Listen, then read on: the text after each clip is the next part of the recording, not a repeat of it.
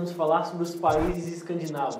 Eu tenho noção de quanto esse vídeo vai causar uma grande turbulência. É comum identificar os países nórdicos, a Islândia, Noruega, Dinamarca, Suécia, Finlândia, como exemplos exitosos de economias socialistas, como se esses modelos de Estado fossem de fato socialistas, e como se o aumento dos gastos como funcionalismo público e o tamanho avantajado do Estado fosse o motivo de seu desenvolvimento avantajado. Ocorre que são justamente essas características que prendem o maior desenvolvimento dos escandinavos. O aumento do Estado muitas vezes é vendido como solução do problema global ou especial do Brasil.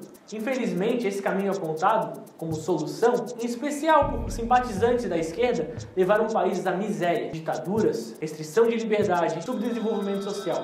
Infelizmente, as coisas nem sempre parecem o que são. Dizer que os países escandinavos são bons exemplos de nações pelo tamanho ridiculamente grande de seu Estado e tributos é fazer da exceção a regra. Como se eu dissesse que conheço um homem de 100 anos com problemas de alcoolismo, sedentário, obeso, viciado em Minecraft e que todas as pessoas têm que seguir exatamente esses passos para atingir a longevidade. É simplesmente ridículo, mas vamos aos fatos, que é o que interessa. Na Dinamarca, para abrir uma empresa, você leva no máximo 6 dias. No Brasil, será que você abre? Os países escandinavos foram simplesmente os mais liberais do mundo. Durante cerca de um século isso ocorreu. Só para deixar bem claro, socialismo que é o oposto do liberalismo. Durante cerca de um século, entre 1850 até 1950, os países escandinavos foram simplesmente os mais liberais da história. Antes disso, os países escandinavos eram simplesmente os mais pobres da Europa. Abertura para o livre comércio, mínima intervenção do Estado na economia, com ações como tarifa de importação zerada, adoção de padrão ouro e uma das economias mais abertas da Europa. Durante o período, a economia do país registrou um crescimento médio de 1,64% no PIB per capita, contra 0,89% da média mundial e 1% da média europeia. Isso é um crescimento de 60% acima da média europeia e o dobro da média mundial. A partir de 1950, o governo começa a intervir mais na economia chamada de política salarial solidária. O modelo propunha, entre outras coisas, que as negociações salariais passassem a ser centralizadas entre sindicato, patrão e empregado. Negociações que resultaram em limitação aos altos salários e vultuosos aumentos de salários para trabalhadores que pouco produziram. Tais buscas por igualdade salarial desestimulam a competição saudável, o estímulo por aperfeiçoamento, resultando em queda de produtividade que impactando diretamente a renda de todos os trabalhadores. A Suécia passou a crescer menos que a Europa, em quase mesmo patamar do restante do mundo. Não satisfeito com as medidas intervencionistas na matriz econômica que restringiram o natural crescimento, a esquerda escandinava ampliou a intervenção estatal em ainda mais áreas. O resultado disso parece previsível, pois parece que ainda não havia ficado claro que o aumento da intervenção do Estado na liberdade individual, o aumento da carga tributária, do funcionalismo público, levariam estes países ao lado oposto do desenvolvimento social e econômico trazido pelo liberalismo. O grande resultado de tudo isso foi a chamada Grande Depressão Sueca. Na mente dos defensores do socialismo/comunismo, com certeza isso não passa de uma infeliz coincidência, não é mesmo? E o que foi essa crise? As medidas intervencionistas foram responsáveis por crescimento inacreditável de 10 vezes da dívida pública entre 1975 e 1990. Os mercados, antes puxadores de crescimento, agora fragilizados pela intervenção, não mais proporcionaram crescimento. Nesse período, o bem-estar social foi responsável por aumento de funcionários públicos. O número de funcionários públicos para cada empregado de empresa privada saiu de 0,38% para 1,5%. A carga tributária da Suécia, obrigada a custear este modelo estatal, saltou de 31% para 53% em menos de 2 décadas. A taxa sobre a renda chegou a inacreditáveis 102% em sua alíquota máxima.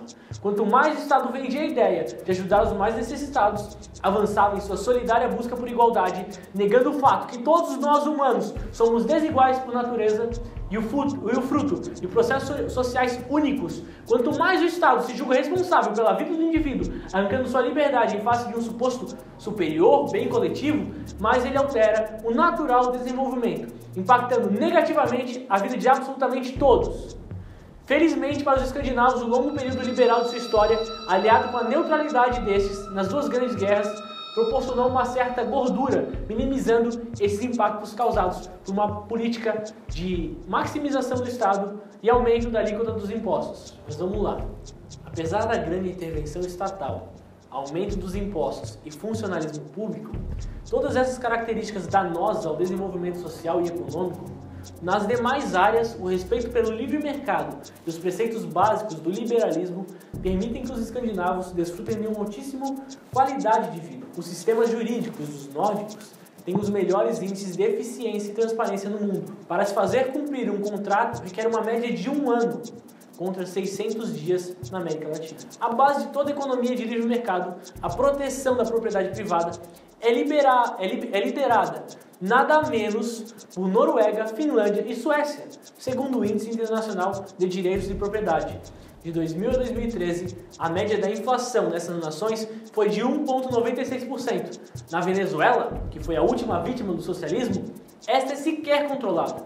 O livre comércio também é respeitado. O imposto sobre importações é menor. Eles têm menos barreiras tarifárias, menos controle sobre capitais e ainda menos restrições ao investimento estrangeiro. O índice, que mede a facilidade de fazer negócios, que avalia a quantidade de regulações e burocracia impostas por um governo para gerir um negócio em um país, demonstra que nesses países a situação é bem diferente de países socialistas. Dinamarca e Noruega aparecem entre os 10 primeiros, enquanto a Finlândia aparece ali no top 20 do ranking. O índice anual da Heritage Foundation, que mede tributação, inflação de preços, tamanho do governo, liberdade de mercado, do trabalho, liberdade do comércio, entre outras vertentes que saem aí nessa mesma linha, nós podemos verificar que no top 10 desse ranking encontra Dinamarca, logo atrás do top 20 encontra Finlândia e Suécia. Não obstante seus estados assistencialistas, ainda assim, esses países escandinavos encontram entre os mais liberais do globo. É muito importante dizer que errar é natural, agora insistir no erro é burrice. Hoje os nórdicos aprenderam a lição. Hoje, privatização, redução do funcionalismo público, redução dos tributos é uma pauta inadiável e prioritária para os países escandinavos que buscam retrilhar aquele velho caminho proposto pelo liberalismo que os levou a ser as nações admiradas que hoje em dia eles são. Em suma, nós percebemos que para um Estado atingir um desenvolvimento social e econômico sustentável e invejável, é necessário implementar medidas liberais. Não há no mundo, analisando a história inteira da humanidade, um país que adotou medidas socialistas, comunistas, de grande Estado, de alta tributação, que conseguiu prover uma alta qualidade de vida para a população, que conseguiu um desenvolvimento econômico. E nós temos que ter em mente que o desenvolvimento econômico, o desenvolvimento social, eles trilham um caminho indissociável. Para aqueles que sonham um dia dividir riquezas, é primeiro necessário construí-las. E o caminho para a construção de riqueza e desenvolvimento social é as políticas liberais. É a liberdade do indivíduo. Nós temos que buscar a liberdade dos brasileiros. Com uma redução dos tributos, uma redução da burocracia, nós temos que facilitar a vida do empreendedor, reduzindo a atuação do Estado, reduzindo o funcionalismo público. Para um Brasil eficiente, nós precisamos devolver o poder ao indivíduo. O indivíduo é o agente de mudança. Menos Estado é menos corrupção, é mais desenvolvimento econômico e é mais desenvolvimento social.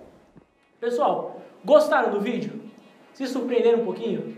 Essa é a intenção. Nós vamos continuar trazendo novos dados, vamos continuar desmistificando algumas dessas ações que nos são marteladas durante vários anos aí na nossa cabeça.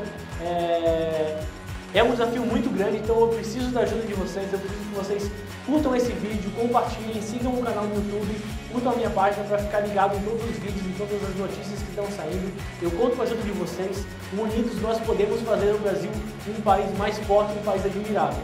Beleza? Valeu, pessoal, um abraço!